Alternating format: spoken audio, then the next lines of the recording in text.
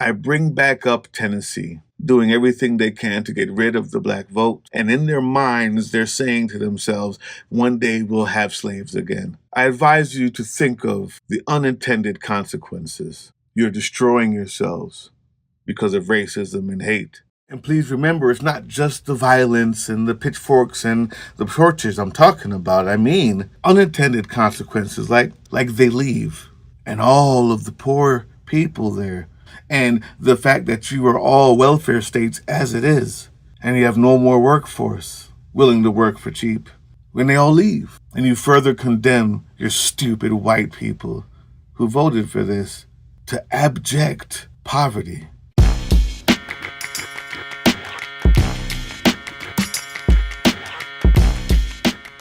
What's up, YouTube? Drill Sergeant here. Good morning. And I have one major story this morning that you need to know. But it's going to be tied to a, let's call it, unintended consequence story.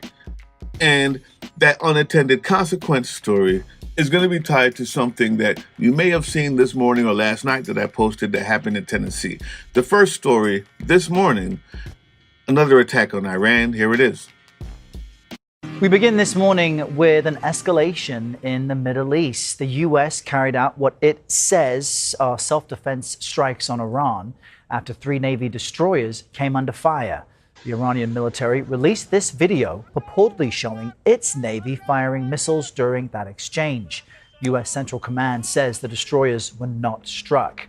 Sources tell CBS News the U.S. military targeted 2 Iranian ports.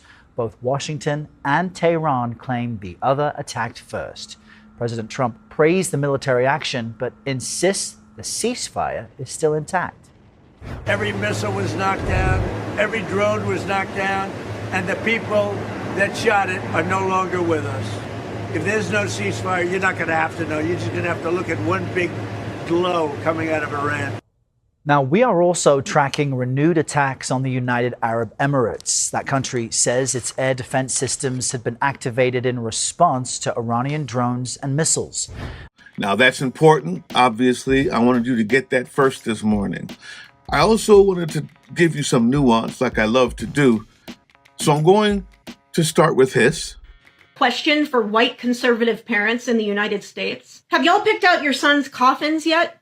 No, seriously. Have you stood in the showroom and run your hand over the smooth wood trying to decide if cherry or oak will look better when it's covered by a flag? Have you picked the song you'll play while you bury a boy who still has his baby teeth in your attic somewhere? Have you figured out how to stay upright as he's lowered into the ground and you're expected to accept that folded triangle on his behalf? Do you think you'll cry when you realize it was your vote that shoveled the dirt over his face? Because one day, if you keep cheering this on, you'll be doing all of that. And when you do, you won't get to hide behind slogans or other people's sacrifice. You won't get to pretend it wasn't your ballot, your shrug, your silence, your cheering on pointless cruelty that sent your child over there. You applauded when the commander-in-chief lit new conflicts like disposable matches. You smirked while his drunk Fox News enforcer drove out women and people of color from the military. And that right there, before we finish what she says, that right there is the key, isn't it? The unintended consequence. White supremacy is a mental disease. White supremacy has destroyed the minds of what would, I can only assume, be normal thinking people. It will lead to their ultimate destruction. And if you don't know what she's talking about this. Which you said to the Folks, open discrimination in America. Pete Hegseth, Defense Secretary, grossly unqualified, is blocking black people and women from being promoted in the military. Now, he's all about white male leadership. These senior officers have been targeted because of their race, gender, or association with the Biden administration's policies or officials. After Pete Hegseth told the Army Chief of Staff, General Randy George, to step down on Thursday, he also removed the Army Chief of Chaplains, William Green, who has served in that post since 2023. He's African American. Generally, a person serves as Army Chief of Chaplains for a 4-year term. No reason was given publicly for Green's dismissal or even the Army Chief of Staff. This is the first time in history that the U.S. Army Chief of Chaplains has been fired by the Secretary of Defense. Keep in mind, Hegseth also fired the Joint Chiefs of Staff, General Brown.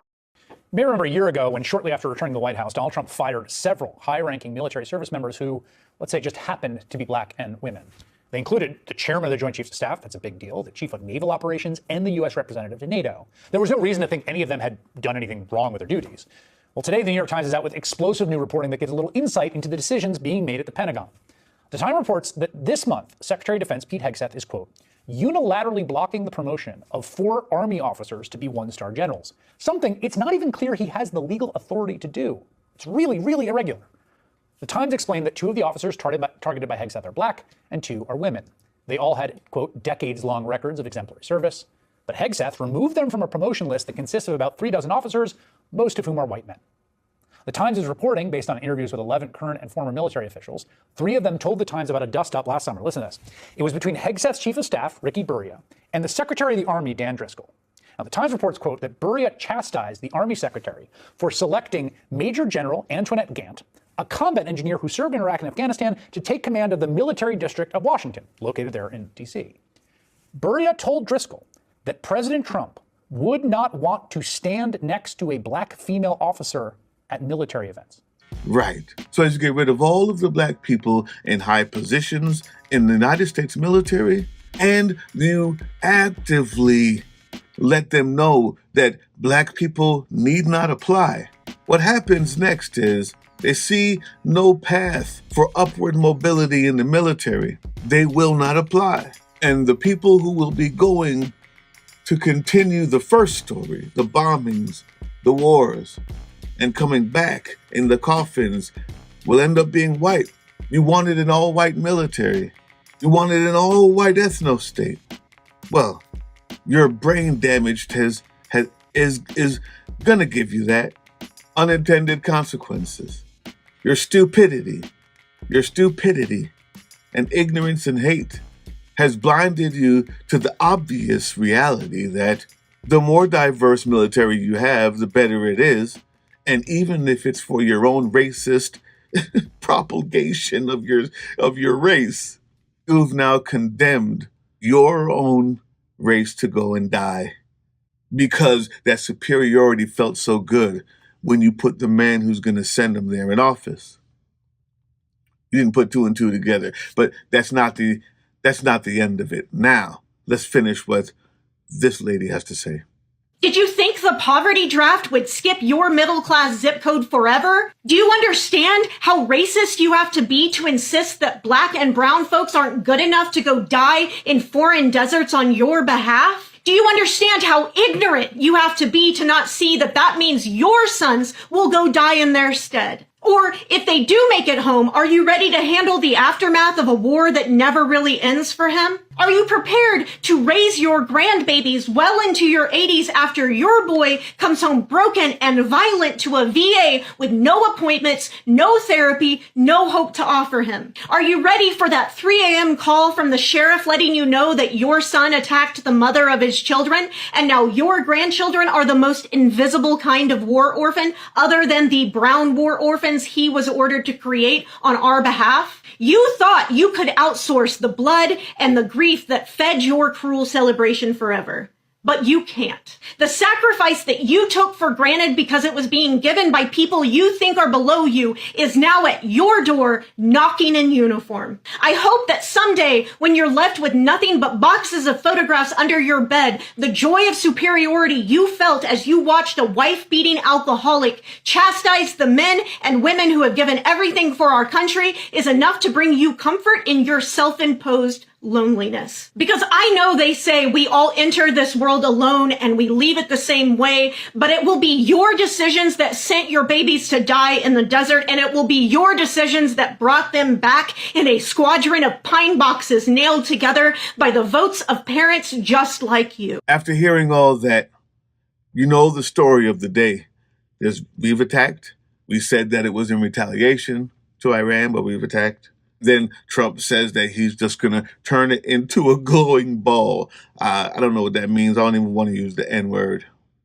You realize that your white supremacy has deteriorated the mind of the average white person and even the white people in charge into not figuring out that they're destroying themselves. And seeing that these unintended consequences happen as a result of your stupidity and hate, I bring back up Tennessee.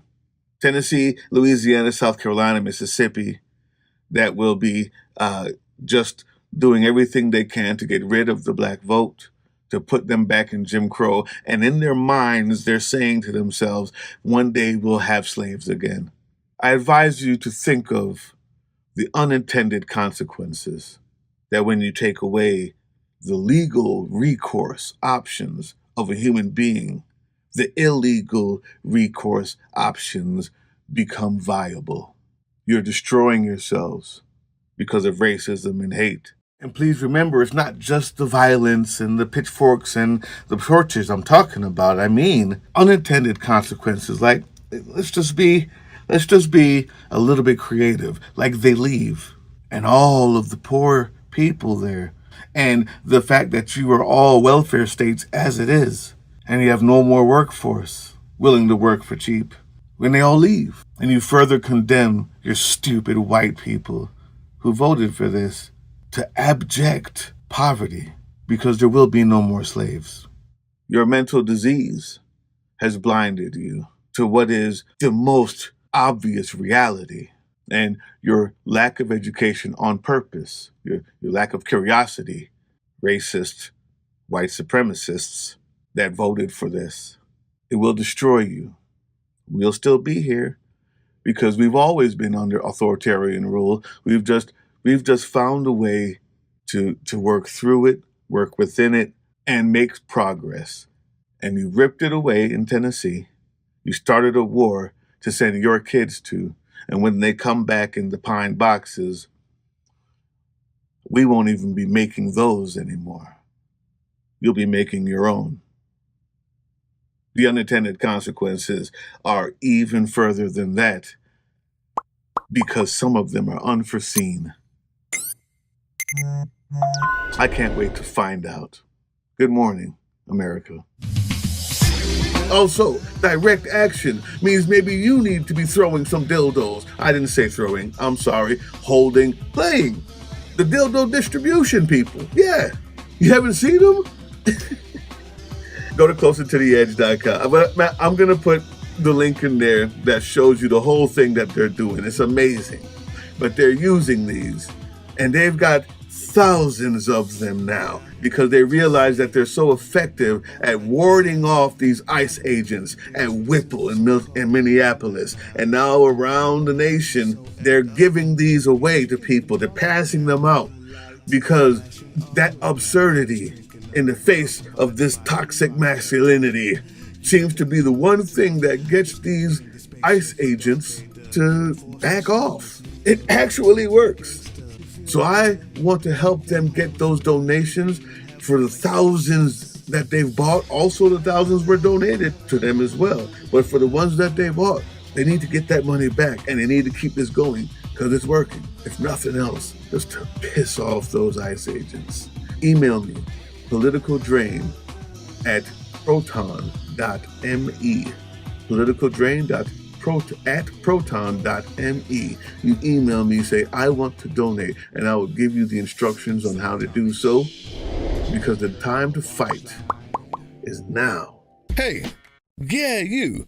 Before you click away to watch someone unbox a tactical toothbrush, let's talk about something real. Political Drain isn't just another content mill. We're a digital front in a very real war. Not with bullets, but with ideas, with action, and with solidarity. We pair urgent news with critical education. And we build community around actual resistance, not the hashtag kind. The kind that moves. But here's the thing. None of this is free. It isn't. Behind every video is time, labor, research, and some weird guy asking if we're going to pay the hosting bill. And yeah, some of that money goes to things we can't necessarily say out loud. If you know, you know. Let's just say Our special ops aren't Call of Duty LARPers. They're people making real moves to protect, uplift, and organize. You're not just funding a channel. You're funding a resistance network in a world where capital still calls the shots. Unfortunately, in a system built on artificial scarcity, even mutual aid has a price tag. And if we want to grow, if we want to win, we need your help. We need your help. So if you've got even a few bucks to spare, toss it our way. It's not for ads, it's not for merch drops, but for people making moves in the shadows so others can do it in the light. It's just us and you. So fund the mission, fund the fight, fund the future, because nobody's coming to save us. We save each other. That's how this works.